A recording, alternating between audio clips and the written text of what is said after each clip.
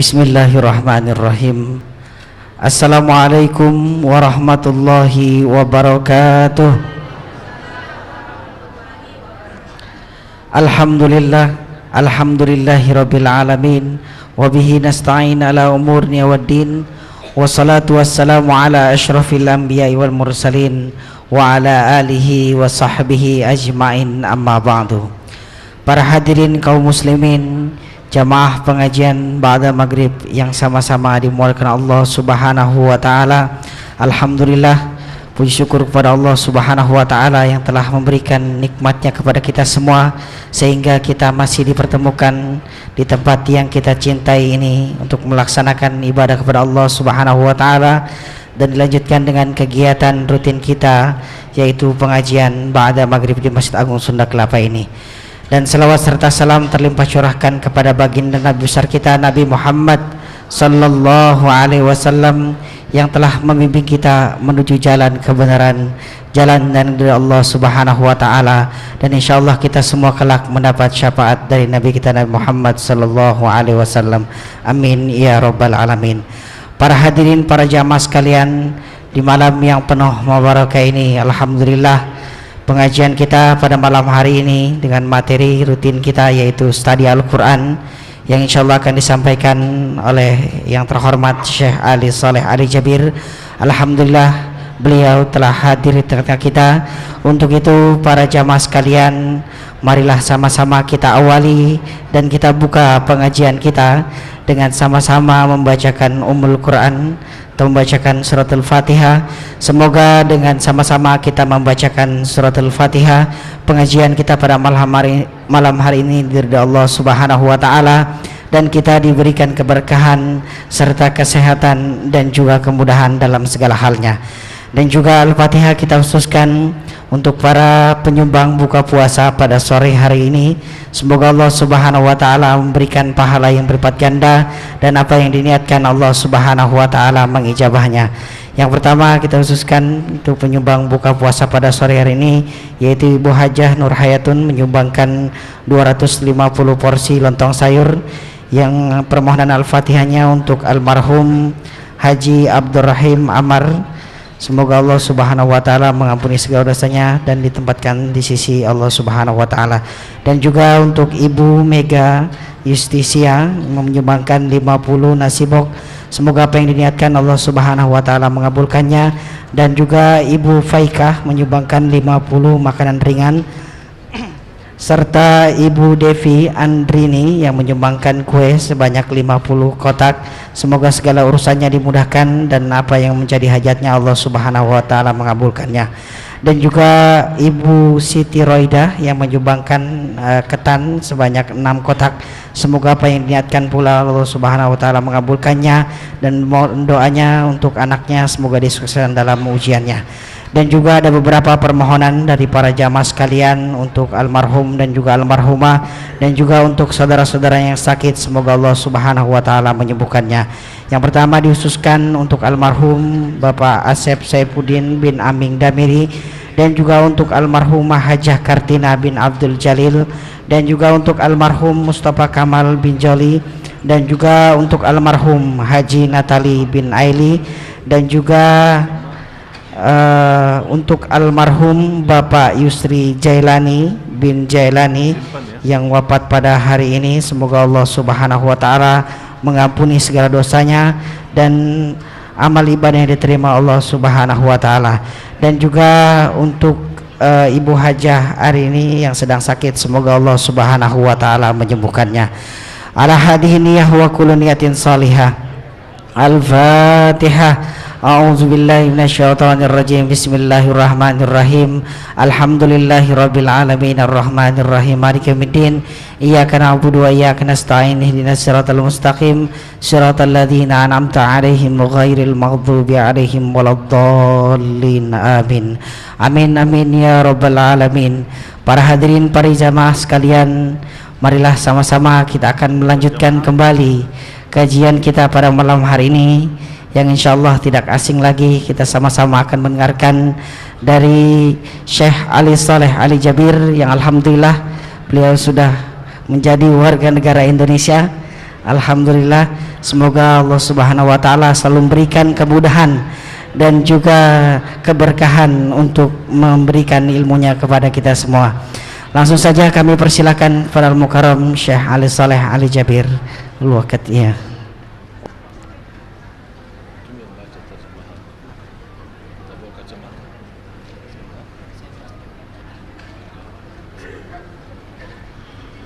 Bismillahirrahmanirrahim. Assalamualaikum warahmatullahi wabarakatuh.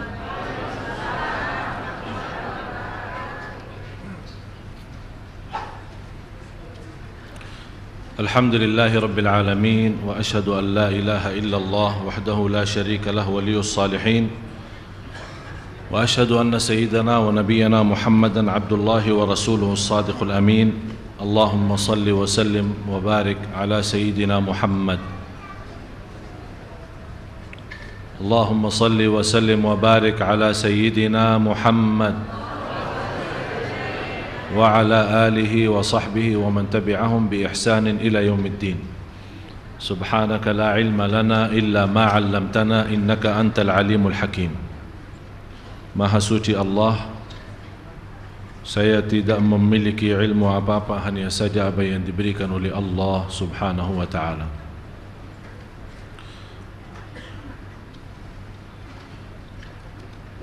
Jamaah Masjid Agung Sunda Kelapa, bapak-bapak, ibu-ibu yang semoga insyaallah diberkahi dan dimuliakan Allah Subhanahu wa ta'ala.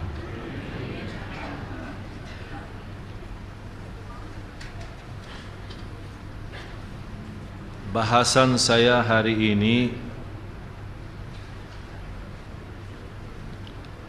masih sama Al-Quran,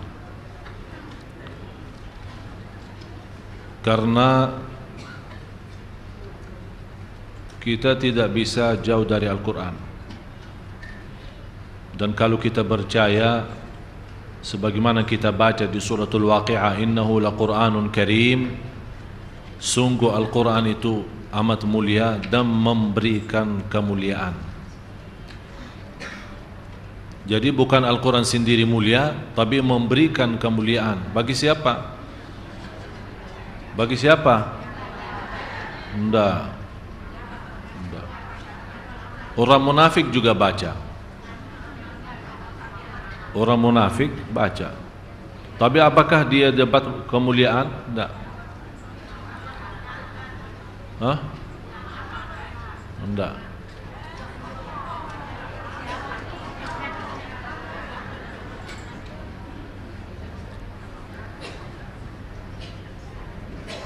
Saya tadi pagi 5:30 mengisi acara dari sini, dari Masjid Agung Sunda Kelapa, on air Radio Muslim Surabaya. Saya membahas penaruhnya Al-Quran bagi orang Muslim. Penaruhnya Al-Quran bagi orang Muslim. Al-Quran bisa memberikan kemuliaan karena satu, kita menjadi teman baru bersama Al-Quran. Faham Bapak Ibu bahasa saya? Bisa jadi teman baru sama Al-Quran. Rasulullah SAW bersabda di hadis yang sahih yang diriwayatkan Imam Muslim, Iqra'ul Qur'ana fa innahu ya'ti yawmal qiyamati syafi'an li ashabihi. Selama saya di Indonesia sering mendengar hadis ini yang sahih yang diriwayatkan Imam Muslim, yang sangat luar biasa, menjadi gembira bagi kita semua, memberikan berita baik. Al-Quran memberikan syafaat, tapi di akhir hadis itu disebut kata li ashabihi. Sering para ustad-ustad maupun para dai yang selama saya di sini mendengar mereka berkata memberikan syafaat kepada pembaca. Yang membaca itu terjemahan yang salah, yang tidak sesuai hadis. Karena disebut di hadis itu bukan bacalah di awalnya kan, bacalah Al-Quran, karena sesungguh Al-Quran akan memberikan syafaat bagi orang-orang yang bersahabat sama Al-Quran. Itu kata li ashabihi. Bagaimana kita menjadikan Al-Quran sebagai kawan baru, teman kita. Istilahnya Bapak Ibu, kalau pemuda-pemuda kita yang punya pacar, kalau dia lagi sedih, curhat sama pacarnya. Kita lagi seandainya kita lagi stres di rumah tangga kita, mempunyai bermacam-macam masalah dari anak kita atau urusan-urusan yang lain, pasti kita mencari kawan yang kita bisa percaya. Artinya kawan yang bisa kita tumbahkan masalah kita. Saya tidak bicara kita menumbahkan masalah kita sama Allah, jelas kita semua menadu kepada Allah. Tapi pasti ada kita memiliki, ini sifat manusia. Sifat manusia mencari orang manusia yang bisa memberikan kepercayaan agar kita terbuka sama dia. Barangkali dengan kejujuran sahabat kita, dengan ikhlasnya dan amanatnya bisa memberikan nasihat, bisa memberikan sarangan yang bisa menyelesaikan masalah kita. Tapi saat kita bercurhat, saat kita menceritakan masalah kita sama kawan yang kita percaya, dengan kawan yang kita sayangi, dengan seorang yang kita cinta, pasti akan merasa terharu dan sedih dan malah bisa menangis. Begitu selesai kita cerita panjang lebar kepada kawan kita, merasa apa ya? Lega ya? Wah, sudah. Walaupun belum sempat dia berbicara apa-apa, belum sempat dia memberikan nasihat, belum sempat memberikan poin-poinnya untuk kita mendapatkan jalan keluar.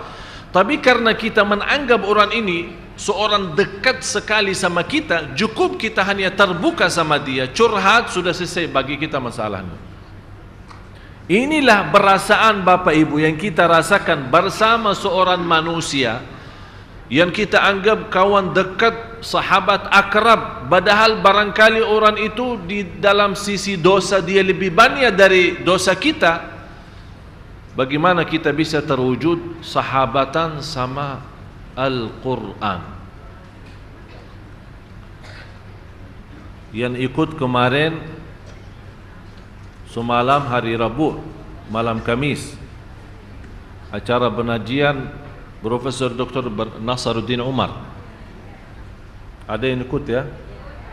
Banyak juga ikut.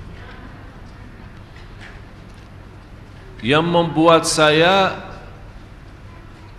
dan selalu saya berkata, Bapak Profesor Nasaruddin Umar, apa yang dia diberikan itu sebenarnya bahasanya luar biasa. Cuman bagi banyak jamaah itu kayaknya agak tinggi bahasanya.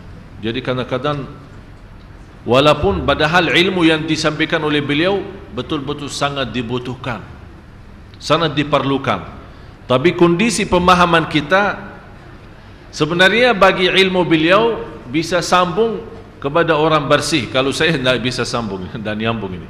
Jadi kalau apa yang disampaikan oleh beliau didengar oleh orang bersih batinnya, tidak ada istilah iri, dengki, hasud, berbohong, berdusta, tidak ada sifat-sifat apa namanya yang saya namakan dosa batin. Faham Bapak Ibu dosa batin yang pernah kita bahas minggu lalu? Dosa batin itu diantaranya sombong, diantaranya mendustakan, diantaranya berbohong dengan diri sendiri, berkata baik tapi perbuatannya tidak sesuai. Ini semuanya kalau kita mendengar apa yang disampaikan oleh Profesor Nasaruddin Umar seperti itu, kondisi batin kita seperti itu tidak akan masuk, tidak akan bisa diterima. Yang menarik saya satu ayat. Sampai saat itu saya lagi duduk dan beliau menyampaikan, tapi sepertinya lupa ayatnya. Terus dia tanya sama saya, ini ayatnya apa Syekh? Saya jawab, qul hal yastawi alladhina ya'lamuna walladhina la ya'lamun, surah 39 ayat 9. Ini yang menjadi sekarang bahasan saya untuk malam ini. Surah 39. Tapi tolong sebelumnya Bapak Ibu, Suratul Isra, surah 17, tolong ditulis ayat ini, Suratul Isra, surah 17 ayat 78 dan 79. 78, 79. Ini menjadi PR, terjemahannya, maknanya, belajarannya Bapak Ibu cari sendiri. Al-Isra 17 ayat 78 dan 79. Tapi surah 39, surah 39 ayat 9, ini yang membuat saya dari kemarin tidak habis fikir. Sampai saya bicara jujur Bapak Ibu, saya bisa tidur semalam hampir jam 2. Karena ayat ini luar biasa, menjelaskan makna hakiki dari kalau kita benar-benar mencari ilmu. Karena beliau membahas tingkatan ilmu kan, ada ilmu-ilmu yang namanya ilmu pengetahuan, tapi yang paling tinggi ilmu ma'rifah. Artinya ada ilmu yang di-store oleh manusia, ada yang ditransfer oleh manusia, oleh guru, dosen dan yang lain-lain. Tapi ada ilmu transferannya langsung dari Allah. Bagaimana kita bisa memiliki ilmu seperti itu? Itu yang dibawa oleh ayat surah 39 ayat 9. A'udzu billahi minasyaitonir rajim. Amman huwa qanitun ana al-laili sajidan wa qa'iman yahdharu al-akhirata wa yarju rahmata rabbih.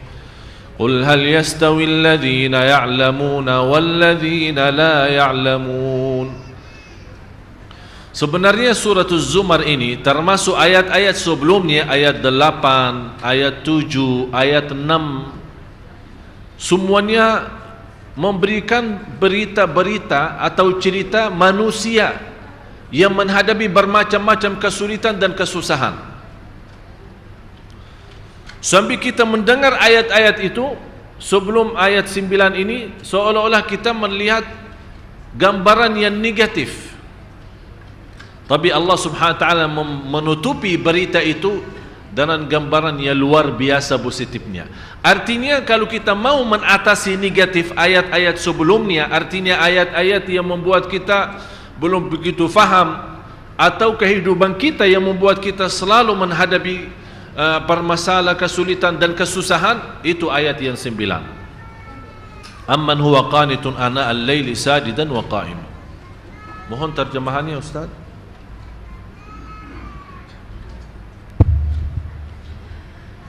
Apakah kamu hai orang musyrik? Ini kayaknya muazzam. Benar Pak.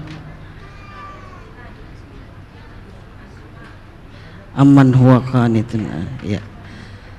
Apakah kamu hai orang musyrik yang lebih beruntung, ataukah orang yang beribadah di waktu malam dengan sujud dan berdiri, sedang ia takut kepada azab akhirat dan mengharapkan rahmat Tuhannya?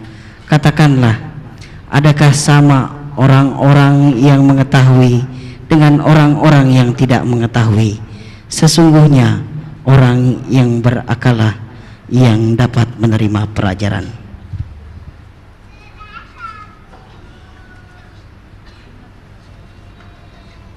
Lanjut. Udah muazzam. Oh, Kayaknya muazzin dah ada.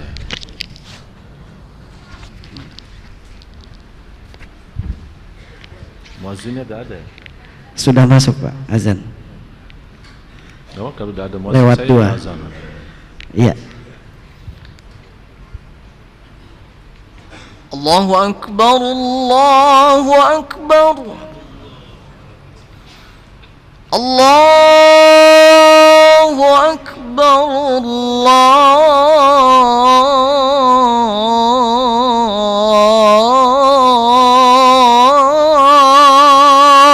Akbar.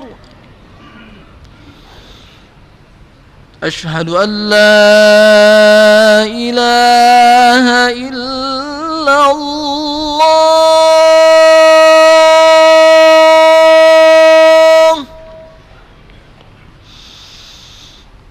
أشهد أن لا إله إلا الله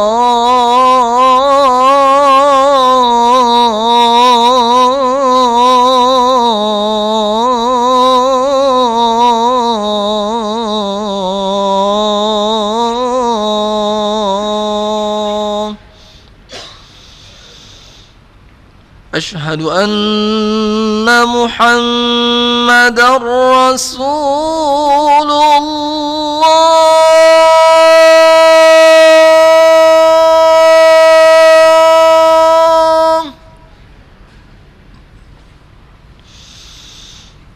أشهد أن محمدًا رسول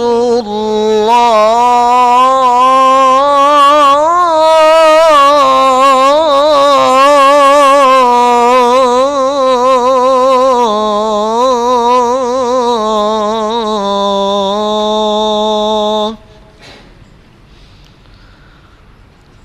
حي على الصلاة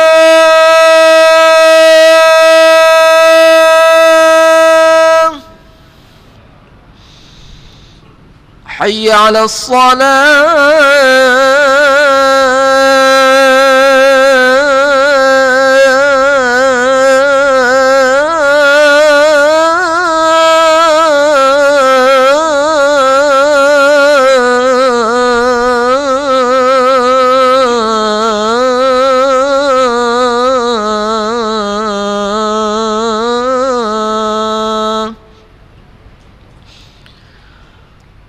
حي على الفلاح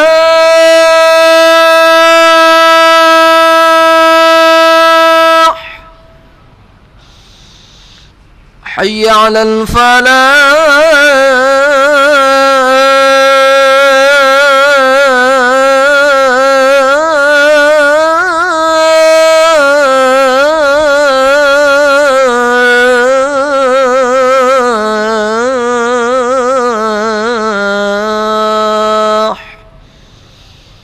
الله أكبر الله أكبر لا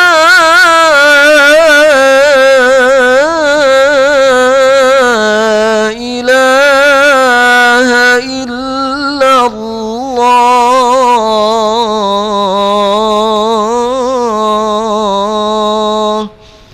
لا إله إلا الله محمد رسول الله اللهم رب هذه الدعوة التامة والصلاة القائمة آت سيدنا محمدا الوسيلة والفضيلة والشرف والدرجة العالية الرفيعة وابعثه مقاما محمودا الذي وعدته إنك لا تخلف الميعاد.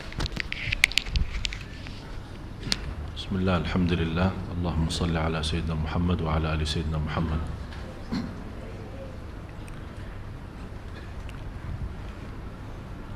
أمن هو قانت آناء الليل ساجدا وقائما يحذر الآخرة ويرجو رحمة ربه.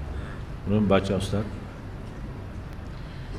Apakah kamu hai orang musyrik yang lebih beruntung, ataukah orang yang beribadah di waktu-waktu malam dengan sujud dan berdiri, sedang ia takut kepada azab akhirat dan mengharapkan rahmat Tuhannya? Katakanlah, adakah sama orang-orang yang mengetahui dengan orang-orang yang tidak mengetahui? Sesungguhnya orang yang berakallah yang dapat menerima pelajaran. Orang yang berakallah yang mendapatkan pelajaran. Orang yang suci yang mendapatkan pelajaran. Orang yang berfikir mendapatkan pelajaran. Orang yang menhayati yang akan mendapatkan pelajaran. Amman huwa qanitun ana al-laili sajidan wa qa'ima. Di sini disebut kata sajidan wa qa'ima. Maaf, ulang lagi. Apakah kamu hai orang musyrik yang lebih beruntung, ataukah orang yang beribadah di waktu-waktu malam dengan sujud dan berdiri? Sebentar. Beribadah di waktu malam. Intinya apa? salat tahajud. Saya mohon Bapak Ibu, kita teliti ya, kita koreksi atau istilahnya kita kupas, kita dalami. Saya mohon perhatiannya. Usahakan Bapak Ibu hadirkan qalbunya, hadirkan fikirannya, bukalah hatinya dan jiwanya, agar insya Allah mutiara-mutiara yang malam ini bisa langsung masuk ke dalam hati kita, langsung masuk dalam jiwa kita, yang insya Allah banyak hal akan bisa berubah hanya dalam satu ayat yang amat mulia bagi saya. Jadi saya mohon sekali lagi perhatiannya. Yang lagi makan stop dulu, lanjut puasa lagi. Yang lagi minum, saya minta sebentar saja kasih perhatian, biar kita bisa mendapatkan kenikmatan dan mutiara. Kenapa? Ada apa di ayat ini? Kalau kita Bapak Ibu ingin mendapatkan ilmu transferannya langsung dari Allah, bukan dari Syekh Ali, bukan dari siapa-siapa, langsung dari Allah yang maha mengetahui segala-galanya. Wa ma utitum minal ilmi illa qalila. Seberapapun ketinggian ilmu kita dibanding dengan ilmu Allah masih kecil dan sedikit. Kalau dikumpulkan seluruh ilmu pengetahuan manusia, segala ilmunya, ilmu agama maupun ilmu duniawi, dikumpulkan jadi satu dibandingkan dengan ilmu Allah, seperti kita masukin jari dalam air laut. Air laut itulah ilmu Allah, dan jari manusia, ilmu jari-jari manusia itu adalah ilmu seluruh manusia sejak awal makhluk sampai akhir. Berarti tidak ada artinya, belum apa-apa, belum sedikit pun. Oleh karena itu Bapak Ibu, saya harap malam ini dan seterusnya yang ingin mendapatkan ilmu transferannya langsung dari Allah, di sini rahasia ayat ini. Dengan rahasia ayat ini bisa kita mengisi charger ya, cas. Apa yang dicas? Kalbu dan jiwa. Sekarang seluruh tubuh badan kita sudah cas, makanan, minuman enak apa, biar kita sehat, olahraga, senam dan yang lain-lain. Kita semua sudah diusahakan. Kenapa? Agar nampaknya badan masih, walaupun sudah umur usia tua, tapi kita harap dilihat oleh manusia, oh masih top, masih. Kelihatannya pun dari sisi tumbuhnya, dari sisi mukanya, walaupun dia sudah tua tapi masih menjaga olahraga, senam dan yang lain-lain. Agar apa? Terlihat badannya masih bagus, kesehatannya masih luar biasa. Tapi yang kita memberikan perhatian ini kesehatan batin, jiwa, kalbu itu bagaimana? Obatnya apa? Tidak ada obat selain ayat ini. Oleh karena itu disebut amman huwa qanitun ana al-laili. Mohon ulang lagi. Apakah kamu, hai orang musyrik, yang lebih beruntung, ataukah orang yang beribadah di waktu-waktu malam dengan sujud dan berdiri? Beribadah di waktu malam, karena di sini istilah beribadah sebenarnya terjemah saya sudah selalu saya sampaikan, belum ada bahasa yang bisa teliti isi Al-Quran selain bahasa Arab.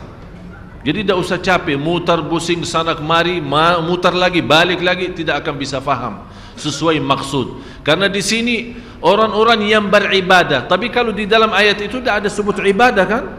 Yang disebut apa? Amman huwa qanitun. Qunut, di sini ada istilah qunut. Istilah qanitun beda sama abidun. Abidun itu dikenal sebagai ahli ibadah, tapi qanitun dia memiliki sebuah keistimewaan yang luar biasa. Karena istilah qunut sebagaimana penjelasan Imam Syafi'i, al-qunutu tulul qiyam. Qunut itu lama berdirinya. Dan lama berdiri itu hanya khusus untuk salat tahajud. Kalau Bapak Ibu yang sudah berangkat umrah bulan puasa, dilihat bagaimana bacanya imam. Mohon maaf, termasuk sekarang sudah termasuk cepat. Karena sudah dilihat kondisi umat sudah mulai malas, akhirnya dikurangi. Padahal Waktu saya masih di sekolah SMP, masih SD SMP, dibawa sama orang tua ke Masjid Nabawi. Dalam satu malam imamnya khatam 3 juz.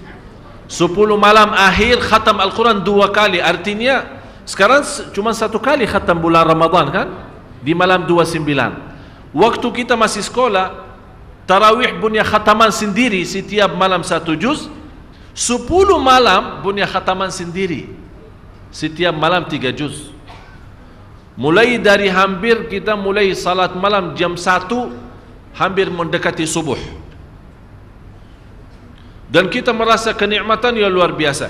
Itu yang hakikatnya tahajud. Dan selalu saya minta sama jamaah, cuba salat tahajud, walaupun seminggu sekali, walaupun 2 rakaat, tak usah banyak-banyak, tapi nikmat. Hayati, rasakan. Walaupun diulangi ayatnya sampai subuh, walaupun 1 ayat. Sebagaimana Rasulullah SAW pernah salat malam, sepanjang malam salat malam hanya dengan 1 ayat. Merasakan ayat itu, menyentuhkan hatinya, sampai Rasulullah SAW menangis. Kata Siti Aisyah, Rasulullah SAW tidak pernah tinggalkan salat malam bagaimanapun keadaannya. Walaupun dia sakit, dia salat malam duduk. Afdalus salati ba'dal faridah qiyamul lail. Salat yang terbaik sesudah fardu qiyamul lail. Dan saya heran, orang punya masalah, bagaimana punya masalah dia masih bisa qiyamul lail? Menurut saya masalah tinggalkan salat malam itu masalah. Tapi selama anda jaga salat malam, wallahi tidak ada masalah. Semuanya bisa beres. Kita hanya duduk. Allah sendiri memuji kita saat malam hari kita tinggalkan tempat yang enak saat tidur. Menjauhkan diri dari suami maupun dari istri. Mengangkat selimutnya. Allah Maha melihat, dan di situ Allah tunjukkan kepada malaikat, ya malaikati, hei malaikatku, lihat apa yang dilakukan oleh hambaku. Tinggalkan lazatnya tidur, tinggalkan enaknya istirahat untuk hanya mencari ridhaku. Saksikan wahai malaikatku, apapun yang namanya susah tidak ada di dalam hidup orang itu. Allah yang janji Bapak Ibu. Jadi menurut saya, pintu langsung kita bisa menyelesaikan masalah, tidak bagi siapapun, tidak di antara siapapun, hanya lewat langsung kepada Allah, itu qiyamul lail. Asahhun nasi abdanan, yang paling sehat tumbuhnya yang jaga salat malam. Yang paling sinar mukanya yang jaga salat malam. Yang paling suci batinnya yang jaga salat malam. Yang paling berkah ucapannya yang jaga salat malam. Yang paling mulia perbuatannya yang jaga salat malam. Semua terjamin berkah kata, baik perbuatannya, suci batinnya. Malah dari sisi salat malam, karena terisi ketakutan kepada Allah, dan ketakutan yang terisi kalbu, terbakar namanya syahwat. Dan isi ketakutan dalam hati kita saat salat malam, karena yang membuat kita salat malam, mungkin ada di sini ayat, amman huwa qanitun ana al-laili sajidan, bersujud dan Ustaz berdiri, bersujud dan berdiri. Kenapa disebut di sini sujud dan berdiri? Tahu kenapa Bapak Ibu? Saat bersujud kita tunjukkan rendah hati. Saat bersujud, walaupun namanya muka, kalau kita tunduk kepada selain Allah terasa terhina. Tapi kalau kita bersujud untuk Allah terasa bangga. Saat berdiri terasa lembut hati. Bagaimana terasa lembut hati? Karena saat berdiri diajurkan, saat kita berdiri kan mata kita kan tambah sujud. Sampai tidak berani mengangkat mata, melihat ke atas. Seolah-olah kita merasa sudah Allah di hadapan kita, malah kita malu karena masih muka kita, mata kita, mulut kita masih tercampur banyak dosa dan maksiat. Kita malu menangkat. Ini yang membuat kehadiran kalbu dan fikiran saat itu merubahkan qiyam itu istimewa. Sampai Allah menikmati saat kita berdiri. Oleh kerana itu disebut di ayat ini, amman huwa qanitun ana al-laili sajidan wa qa'ima. Bapak Ibu, kenapa di sini didahulukan kata sajidan, bersujud dan berdiri, padahal kita tahu sama-sama berdiri kan sebelum sujud kan? Tapi kenapa di sini didahulukan sujud? Aqrabu ma yakunu al-'abdu ila Allah wa huwa sajid, paling dekat posisi hamba kepada Allah saat sujud. Paling dekat posisi kita di hadapan Allah saat Allah mendahulukan sujud daripada berdiri, padahal kita tahu berdiri duluan. Allah menanamkan rasa rindu kepada sujud. Oleh kerana itu tertanam kita berdiri lama, nikmati bacaan, seperti dari bacaan Al-Fatihah dan ayat-ayat yang lain, kita terasa lagi memuji Allah, membaca kalamullah, mengagungkan dan membesarkan Allah lewat bacaan Al-Quran.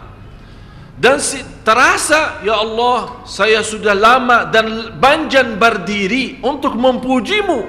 Ya Allah, saya rindu bersujud agar menjadi mendekatimu. Masya Allah. Jadi posisi berdiri dan sujud itu ada ikatan yang luar biasa. Oleh karena itu di rahasia ayat ini dibawakan kata sujudan, sajidan wa qa'ima. Yang lebih indah lagi Bapak Ibu, dibawa kata sajidan, bukan sujudan. Kenapa sajidan? Itu merubahkan orang ini sangat membutuhkan kedekatan kepada Allah. Memang Bapak Ibu semua saya yakin sangat merindukan menjadi hamba yang terdekat kepada Allah. Itu sujudnya. Oleh karena itu dalam kesempatan saat sujud diserahkan oleh Rasulullah kita berbanjan doa, menadu, bermunajat. Karena saat berdiri lama memuji Allah lewat bacaan Quran, kita sekarang mulai minta hajat. Karena saat berdiri kan dah boleh doa.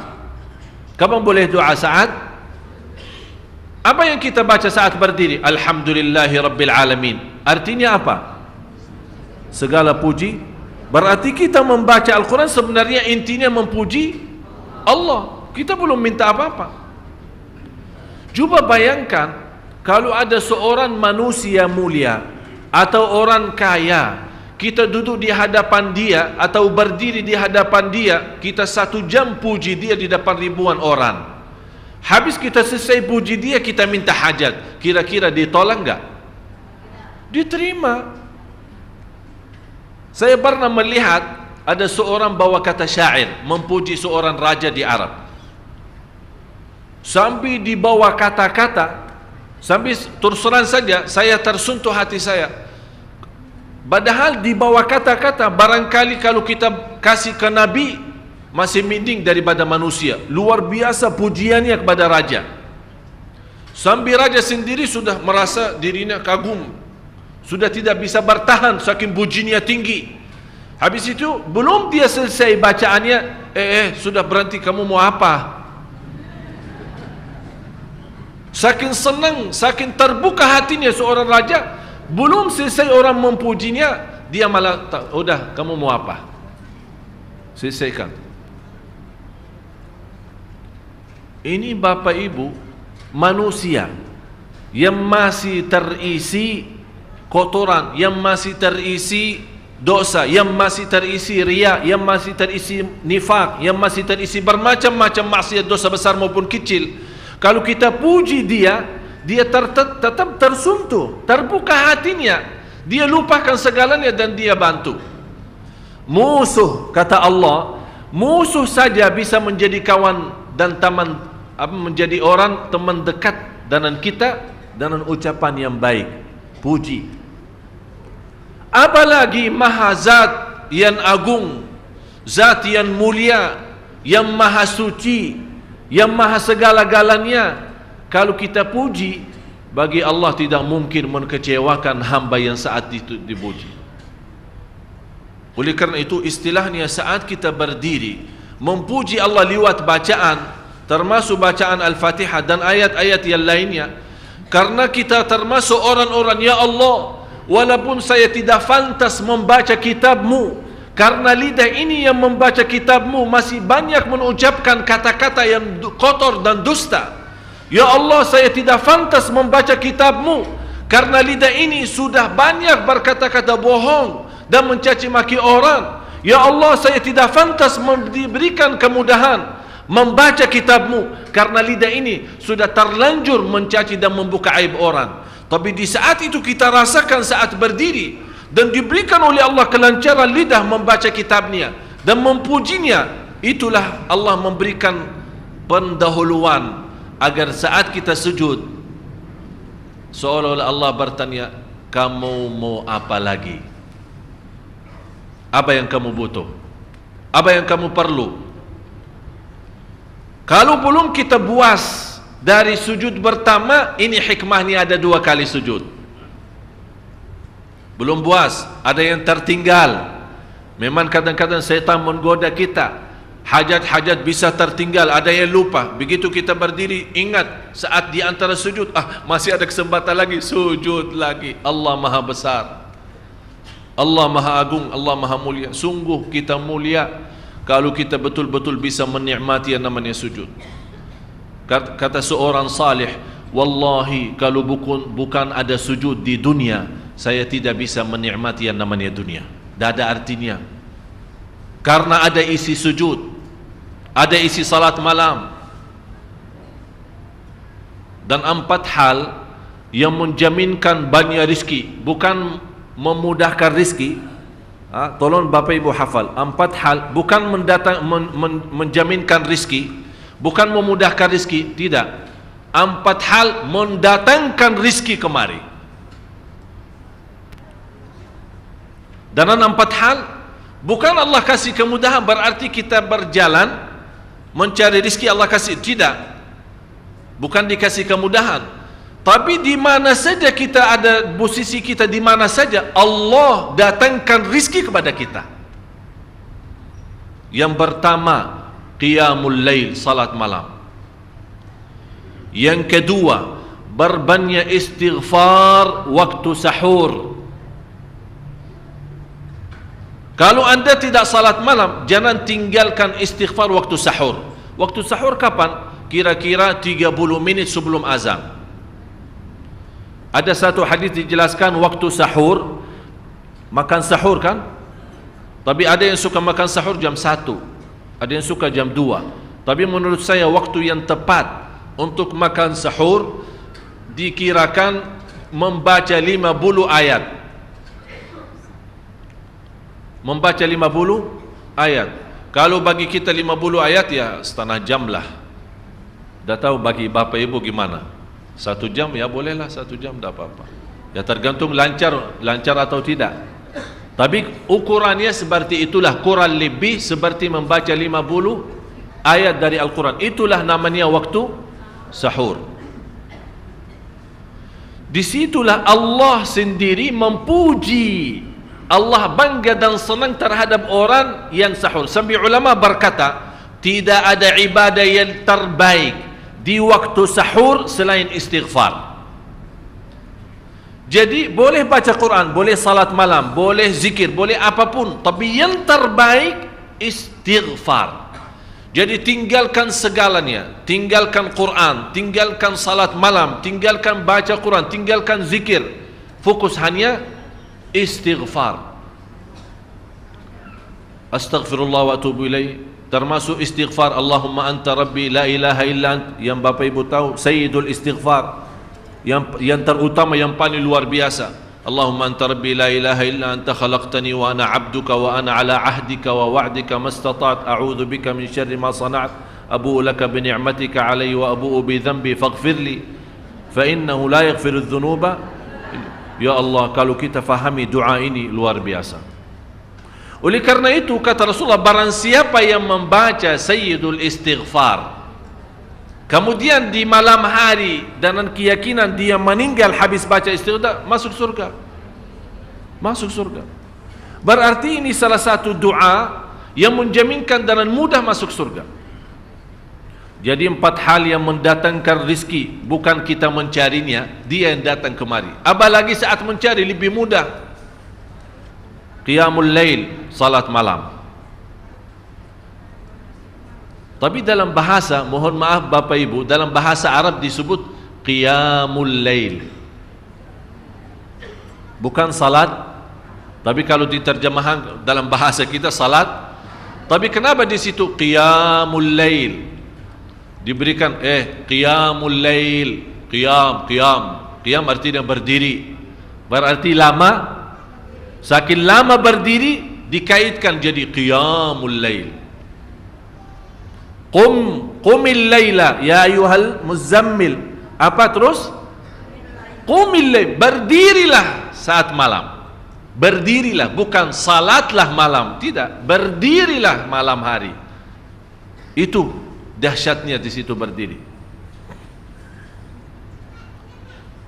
Qiyamul lail. Yang kedua, berbanyak istighfar. Yang ketiga, berbanyak sedekah. Sebenarnya bukan istilah berbanyak sedekah. Kadang-kadang orang bersedekah 100 juta, udah saya sudah bersedekah 100 juta. Bukan itu. Bukan yang dimaksud berbanyak sedekah itu dari sisi uang itu banyak atau sedikit, bukan. Yang dimaksud rahasia sedekah, ta'ahudus sedekah, istiqamah bersedekah.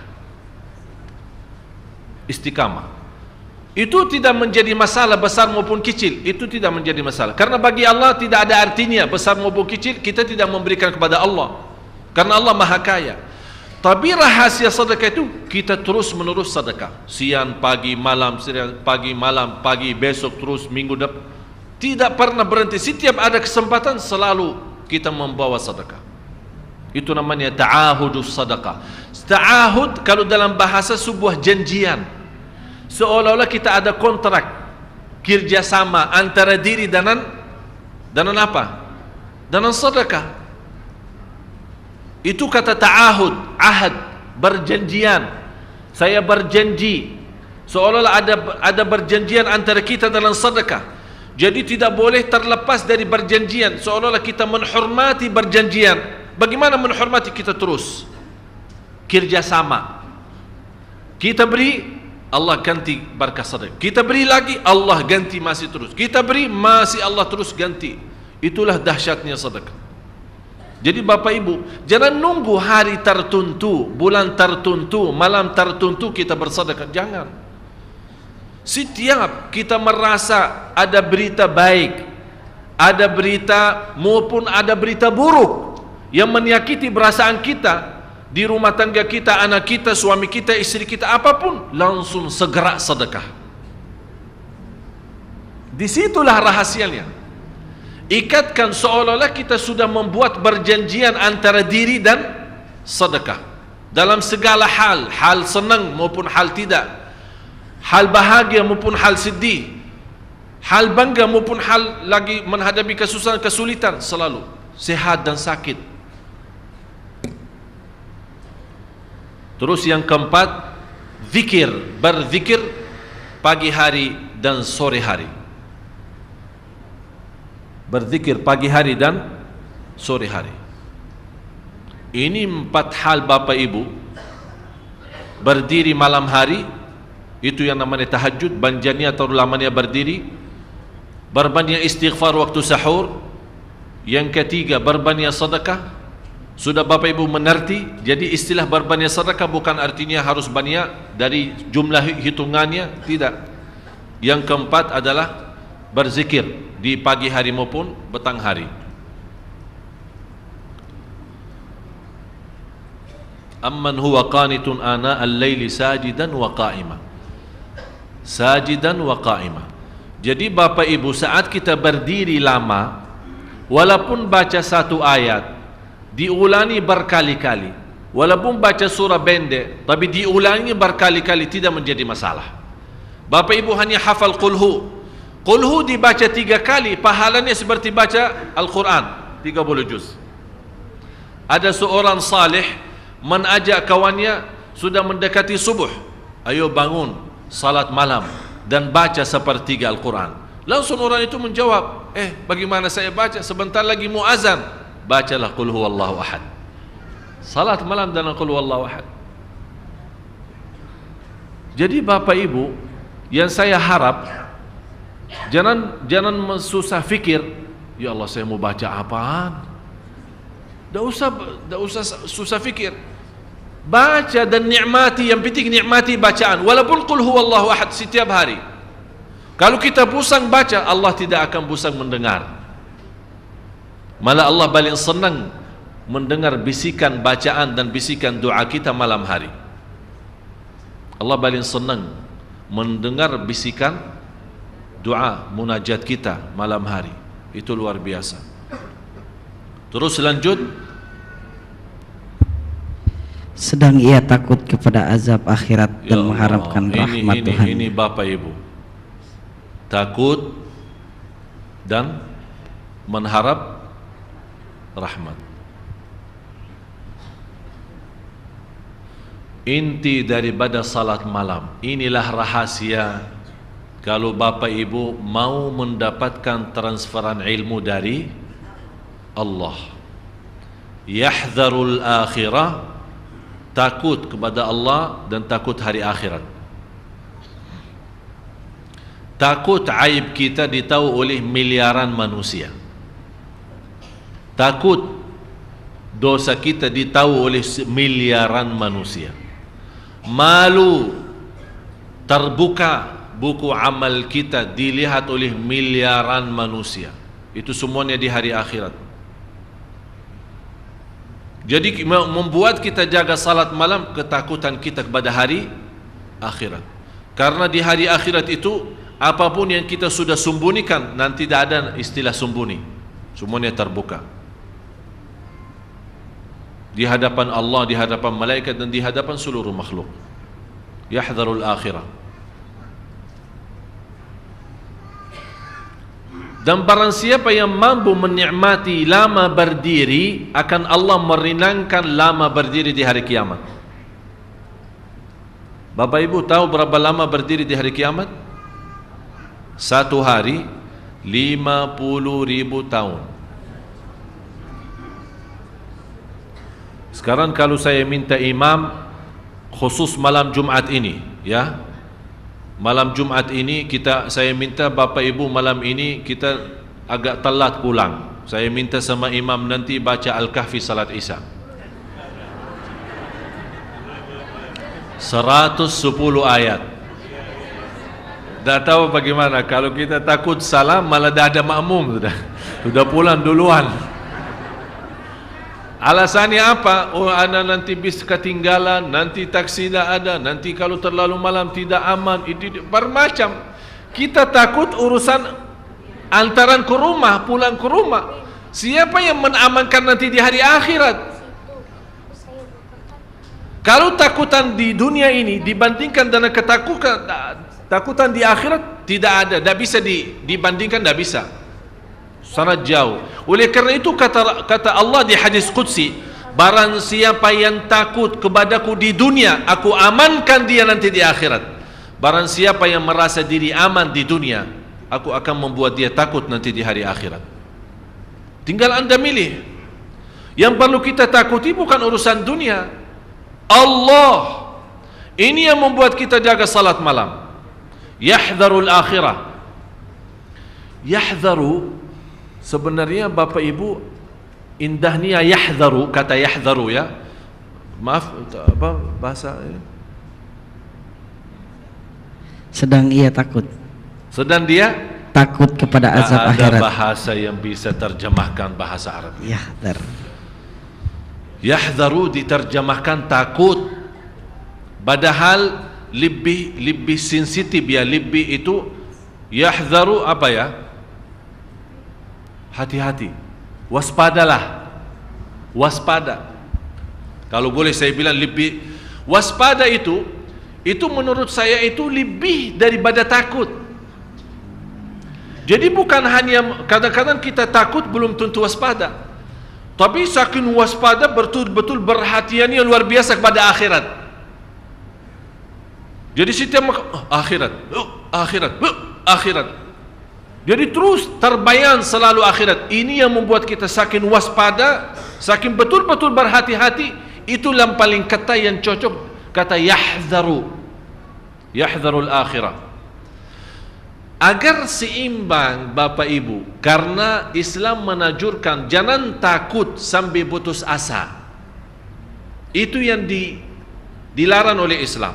Kadang-kadang saking banyak dosa kita, sudah terbayang akhirat, sudah betul-betul waspada, ingat dosa lalu, akhirnya lama-lama saking tinggi takutnya, ya Allah, terus bagaimana dosa lalu saya? Apakah diampuni atau tidak? Apakah dapat rahmat tidak? Ayat selanjutnya memberikan seimbang. Yahdharul akhirata wa yarju rahmata rabbih. Ya Allah, Bapak Ibu mohon maaf kalau saya mau teliti ya, setiap kata, setiap ayat, setiap kalimat, setiap huruf, barangkali sampai subuh belum kita selesai satu ayat ini, belum tentu selesai. Allahu Akbar. Wa yarju rahmata rabbih.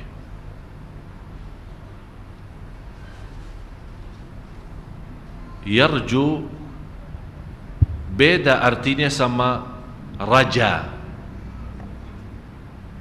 Yarju beda artinya sama raja. Raja sudah berharap, sudah lalu. Dia punya harapan rahmat Allah, ampuni dah, udah lalu. Tapi yarju tidak pernah berhenti memiliki harapan kepada Allah. Tidak pernah berhenti, selalu berharap.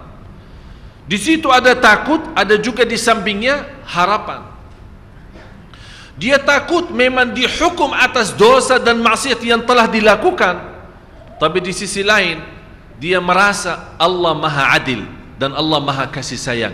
Bagaimanapun sebanyak dosa kita, sampai Allah bersabda di hadis yang qudsi, Allah berfirman di hadis yang qudsi, ya ibna Adam, hei anak Adam, kalau engkau membawa dosa sepenuh bumi, coba bayangkan, kalau menurut saya kumpulkan dosa semua jamaah Sunda Kelapa, belum sampai sepenuh bumi, belum tentu sampai sepenuh.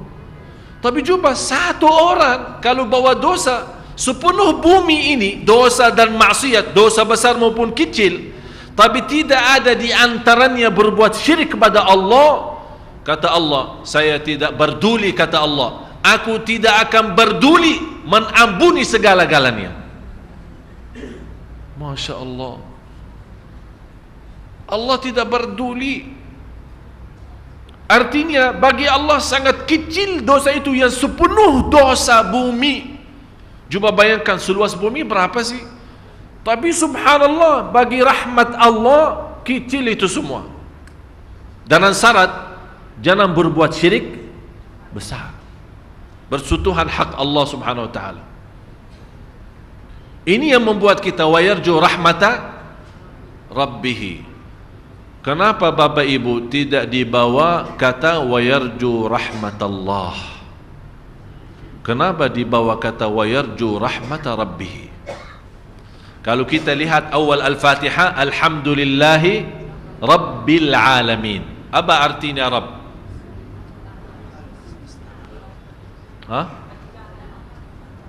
Menjaga. Kata Rabb itu apa artinya? Tuhan. Enggak. Saya kasih gambaran biar insyaallah Bapak Ibu bisa lebih faham ya. Orang tua punya anak, segala kebutuhan anak diberikan oleh orang tuanya. Jadi anak menanggap bapaknya, apalagi pas dia masuk membawa bermacam-macam makanan dan minuman. Karena anak itu tidak tahu istilah Tuhan atau Allah, dia menganggap bapaknya segala-galanya. Rizki bapak, mainan bapak, Dia datang dari luar membawa banyak macam-macam. Seolah-olah anak itu sudah merasa segala kenikmatan dan kebutuhan oleh anak itu ditutupi dan dipenuhi oleh ayahnya. Segala kenikmatan, segala rahasia, segala kemuliaan semuanya dari ayahnya. Oleh kerana itu dinamakan Rabbul Bait. Rabbul Bait artinya Rabb rumah tangga. Rabb artinya kepala. Seolah-olah karena segala-galanya untuk anaknya adalah dari dia. Yang mendidikkan anak itu, yang membesarkan anak itu dengan segala rizki yang dia bawa kemari untuk anak itu. Oleh kerana itu dinamakan Rabb. Tapi kalau kita kata Rabb sendiri maksudnya Allah. Tapi kalau misal kita bilang Rabbul Masjid atau misal Rabb rumah, apa artinya Rabb rumah? Kepala rumah yang bertanggung jawab segala-galanya. Misal Rabb mobil, apa artinya Rabb mobil? Yang punya mobil. Tapi kalau kita bilang Rabbul Bait, kalau di surat Quraisy kan ada ila fihim rihlatash falyabudu rabb hadzal bait. Istilah kata Rabb memang dalam bahasa Arab Rabb itu kalau datang sendiri maksudnya Allah. Tapi kalau ada sebuah kata yang diikutnya belakang itu bisa rubah makna. Di sini kata wa yarju rahmata rabbih. Rabbihi ini kan ada hak. Seolah-olah kita di sini menakui tidak pernah terputus harapan kita kepada Allah sebagai segala nikmat yang aku miliki itu dari Dia. Segalanya dari Dia, lahir batin saya dari kecil sampai besar dari Dia. Oleh kerana itu saya bilang Rabbi. Kalau kita bilang Rabbi wa Rabbuka Allah. Kalau di dalam surat Al Imran ada Rabbana kan? Saat kita baca doa Rabbana atina. Tapi kalau untuk satu orang apa bilang? Rabbi. Rabbi. Berarti kata sebenarnya kata Rabbi lebihnya daripada kata Allah, padahal kata Allah itu termasuk sebuah nama yang sangat agung di antara Asmaul Husna. Tapi kata Rabbi ini sebuah akuian, ada sebuah barakui ya, kita akui. Kita akui sebagai orang-orang yang tidak punya apa-apa. Karena yang mendidikkan kita, yang memberikan segala-galanya Allah adalah Rabbi. Rabbi Allah. Wa yarju rahmata Rabbi. Seolah-olah di sini, ya Allah memang Engkau segala nikmat yang aku miliki hanya dari Engkau ya Allah. Saya juga mengharap rahmat itu sebagaimana nikmat yang tidak pernah terputus. Jadi kita ikat kata Rabbi karena kita meyakini dan akui dalam batin kita dengan kata Rabbi, ya Allah Engkau Rabbi yang mendidikkanku, yang memberikan segala nikmat yang aku miliki, nikmat harta, nikmat sehat, nikmat segala-galanya dari kecil maupun besar, yang terbayang maupun yang tidak terbayang.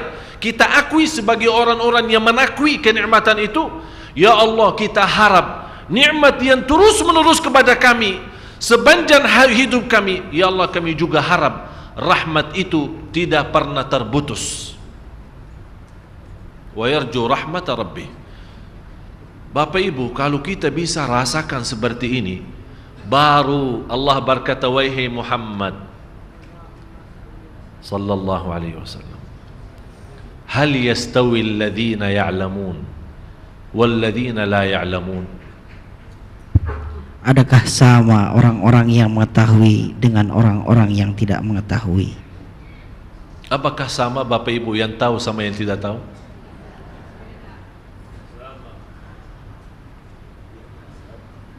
Manusia terhadap ilmu empat. Manusia terhadap ilmu empat golongan, empat kelompok. Yang pertama, dia tahu dirinya belum tahu.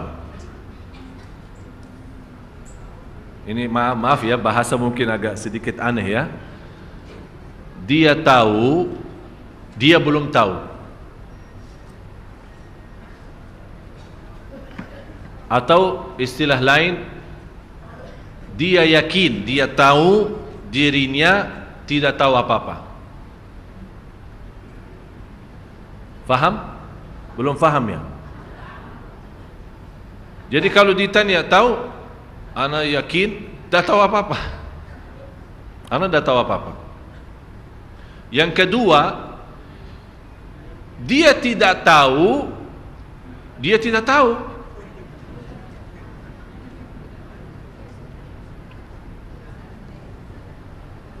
Ini juga menjadi masalah. Dia tidak tahu dirinya, tidak tahu apa-apa. Yang ketiga, dia tahu dirinya tahu. Dia tahu dirinya tahu. Terus yang keempat kira-kira apa?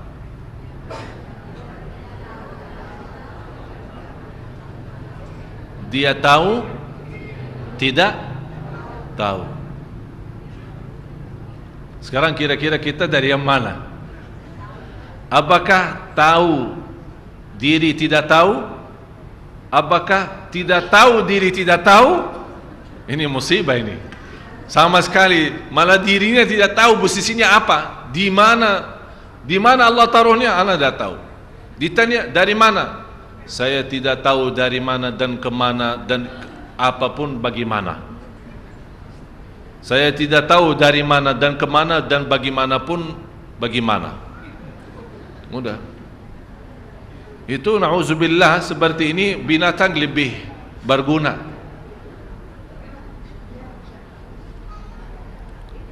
Yang pertama, dia tahu dirinya tidak tahu. Yang kedua, dia tahu dirinya, dia tidak tahu dirinya tidak. Ini musibah. Mudah-mudahan tidak ada di antara kita yang tidak tahu dirinya tidak tahu. Yang ketiga, dia tahu dirinya tahu. Yang keempat, dia tidak tahu dirinya tahu. Maaf, saya memang bawa bahasa tabian mungkin, tapi Bapak Ibu sudah faham tujuannya, maksudnya apa. Itulah qul hal yastawi alladhina ya'lamuna walladhina la ya'lamun. Apakah sama orang yang tahu sama yang tidak tahu? Berarti yang tahu dua golongan, yang tidak tahu juga. Yang tahu dirinya tidak tahu, ada yang tahu dirinya sudah tahu. Ada yang tidak tahu dirinya tidak tahu, ada yang tidak tahu dirinya tahu. Menjadi tahu aja. Mau makanan tahu ya. Jadi makanan tahu dan tempe. Qul hal yastawi alladhina ya'lamuna wal ladhina la ya'lamun. Sebelum ditutupi ayat ini, Allah berkata apa? Ustaz. Innama yatadzakkaru ulul albab. Sesungguhnya orang yang berakalah yang dapat menerima pelajaran. Mudah-mudahan Bapak Ibu di hari ini diberikan oleh Allah kecerdasan fikiran, bisa memahami ayat ini.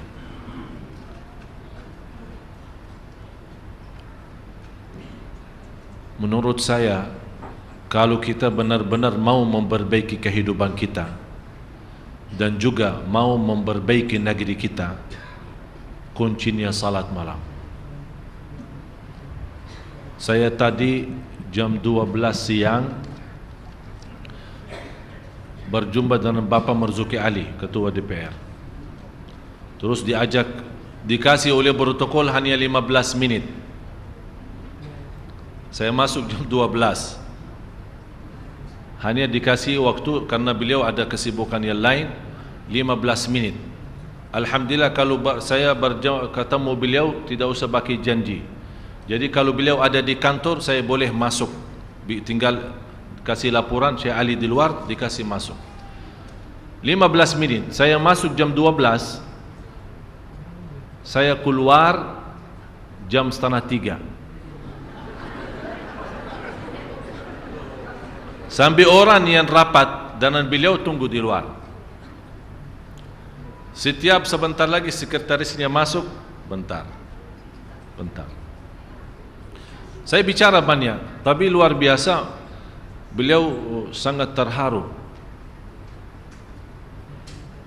Saya bilang, hal yastawi alladhina ya'lamuna wal ladzina. Saya bilang, Pak, tolong kasih saya kesempatan sekali-kali saya berikan ceramah ke orang anggota DPR semua.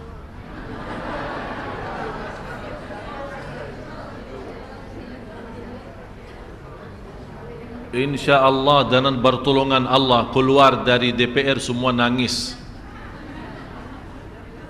Tapi nangisnya yang insyaAllah yang rubah hidup mereka, bukan nangis yang tapi habis nangisnya malah hilang sandal. Ada satu cerita, seorang salih khutbah Jumat, khutbah yang membuat jamaahnya nangis, terharu, tersentuh. Begitu bubar dari salat Jumat, malah hilangnya sandal imamnya hilang. Dia heran, kalau memang semua jamaah nangis, yang curi sandal saya siapa sih? Jadi kan nangis bermacam-macam. Dan yang kita harap nangisnya itu yang bisa merubah kita, yang bisa menanamkan rasa malu, yang bisa menaikkan kualitas takut. Yang saya selalu bilang, terisi takut hati kita kepada Allah, terbakar yang namanya syahwat. Bukan menghilangkan syahwat lagi, terbakar, habis total syahwat itu. Jadi bagaimanapun datang syaitan menggoda, tidak ada lagi, tidak ada yang tersisa dari syahwat karena sudah terbakar habis. Itulah saking nikmatnya ayat ini. Yang mudah-mudahan Bapak Ibu kita menjadi orang yang disebut oleh Allah di ayat 9 ini. Innama yatadzakkaru ulul albab. Ya Allah, jadikan Bapak Ibu semua ahli ulul albab. Ulul albab dijelaskan oleh ulama yang berakal selamat. Akal selamat artinya bukan orang stres, bukan. Akal selamat artinya memiliki kecerdasan yang bisa memahami tujuan daripada ayat. Oleh karena itu Bapak Ibu, saya harap saat anda nanti malam salat malam, apalagi malam Jumat, saya minta semua jamaah mulai malam ini kita bikin sistem baru salat malam. Mudah-mudahan karena malam ini malam Jumat dan malam berkah, kita harap mulai malam ini Allah rubah segala-galanya ke depan. Hajat dunia, hajat akhirat, urusan rumah tangga, urusan usaha, urusan rizki, urusan kesehatan kita, segala-galanya Allah uruskan. Jadi kita benar-benar kita buka jubah. Saya yakin kalau Bapak Ibu masuk, apalagi malam Jumat, malam yang penuh barakat dan rahmat, di waktu sahur sebelum subuh, kira-kira 1 jam atau setengah jam saja, tidak usah lama. 2 rakaat tapi dengan nikmat, dengan enak, senang, rasakan. Terasa kita berdiri di hadapan Allah dengan rindah hati, dengan tawadhu, lembut, dan merasa merindukan segera sujud. Karena habis lama berdiri, saya yakin akan Bapak Ibu malam besoknya, walaupun capek, walaupun ngantuk, walaupun mau tidur, Allah kasih energi untuk kita bangun salat malam lagi. Karena kita sudah terasa indahnya, sudah terasa kenikmatannya. Wallahi kalau bukan salat malam, tak ada lazat di dunia, tak ada istilah nikmat di dunia. Kata ulama, ada surga Allah di dunia, barang siapa yang masuk surga Allah di dunia pasti masuk surga Allah di akhirat. Salat malam surga Allah di dunia. Salat malam. Siap?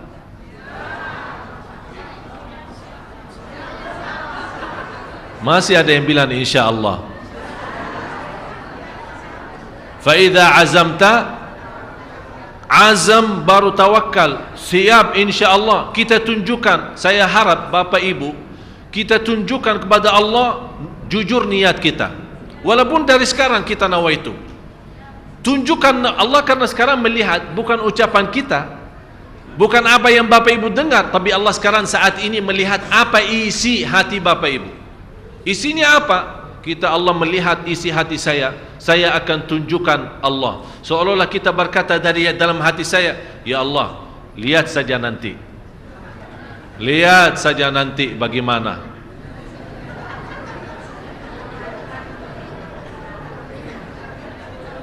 Maksudnya apa? Lihatlah nanti saja. Kita tunjukkan, sebagaimana kita tunjukkan, ya Allah, kalau engkau memang mau melihat, nanti saya tunjukkan malam hari. Lihat segala-galanya dari aku, ikhlas, khusyuk, dan luar biasa keistimewaan. Disitulah Bapak Ibu, wallahi saya yakin, begitu anda salat subuh dan buka hari baru, sungguh akan menjadi berbeda dalam segala perasaan kita. Mau coba? Nanti malam. Lapangannya nanti malam. Disitulah kita tunjukkan kepada Allah. Mudah-mudahan dengan kejujuran Bapak Ibu, dengan keikhlasannya Bapak Ibu, Allah buka hati kita semua.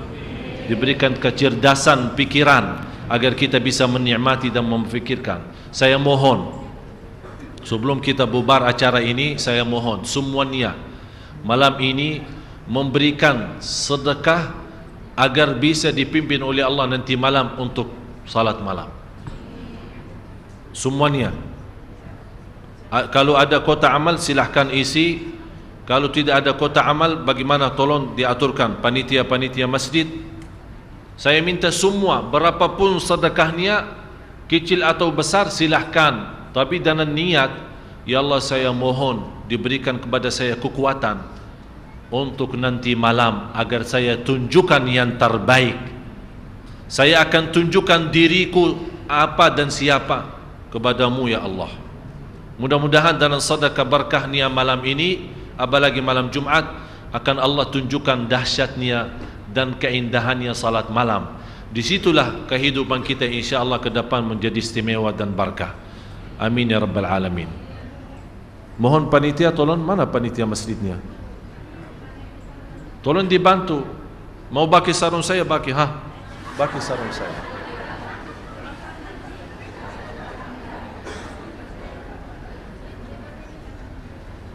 Semuanya saya harap semuanya bersedekah malam ini. Apa bagaimana terserah, mau berapa terserah. Saya tidak tuntut dan saya tidak minta. Pokoknya saya harap, tapi dengan niat satu. Ya Allah, kasih saya kekuatan dan taufikmu agar saya nanti tunjukkan kata sajidan wa qa'ima sebagaimana ayat ini. Dan mohon Bapak Ibu nanti kalau Bapak Ibu sudah pulang ke rumah, sebelum anda tidur, baca ayat ini, surah 39 ayat 9. Baca sambil nikmati, sambil rasakan, sambil hayati, kemudian tidur. InsyaAllah lihat tidur yang indah. InsyaAllah lihat tidur yang indah. Sarung saya jangan bawa jauh dah. Semoga apa yang saya sampaikan bermanfaat.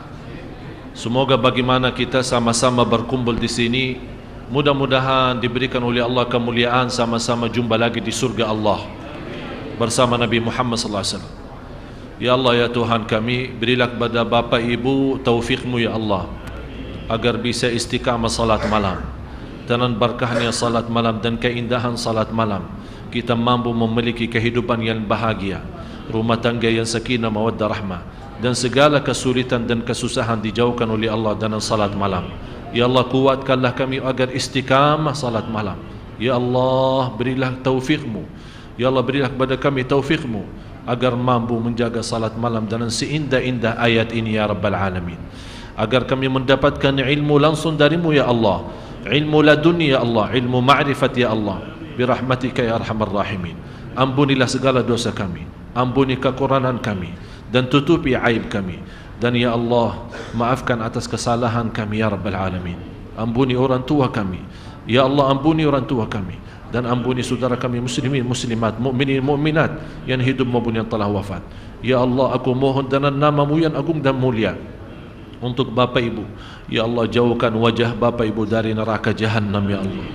Ya Allah, jauhkan wajah Bapak Ibu dari neraka Jahannam ya Allah.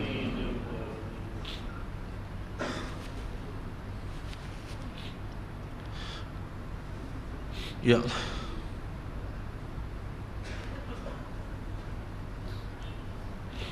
ya Allah, jauhkan wajah Bapak Ibu dari neraka Jahannam ya Allah. Keturunannya, anaknya, cucunya ya Allah, jauhkan dari neraka Jahannam ya Allah. Bukalah hati Bapak Ibu semua ya Allah agar menjadi hamba-Mu yang salih-salihah.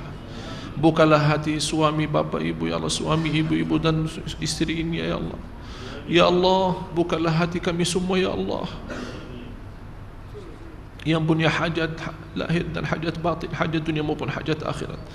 Tidak ada yang keluar dari masjid ini di malam ini yang penuh barakah sampai dipenuhi oleh Allah segala hajatnya, hajat dunia maupun hajat akhirat. Ya Rabbal Alamin. Rabbana atina fid dunya hasanah wa fil akhirati hasanah wa qina adzaban nar. Wa sallallahu ala sayyidina wa nabiyina Muhammad wa ala alihi wa sahbihi wasallam. Walhamdulillahi rabbil alamin. Subhanakallahumma wa bihamdika asyhadu an la ilaha illa anta astaghfiruka wa atubu ilaik.